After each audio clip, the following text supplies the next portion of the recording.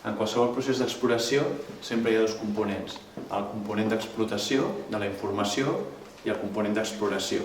La informació pot ser tant informació que tinguem en memòria com informació sensorial.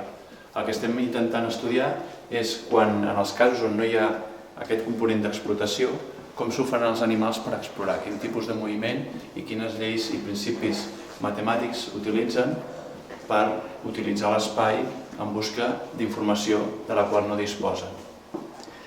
Per exemple, si nosaltres perdem unes claus a casa, primer intentarem utilitzar la nostra memòria i recordar on les vam deixar.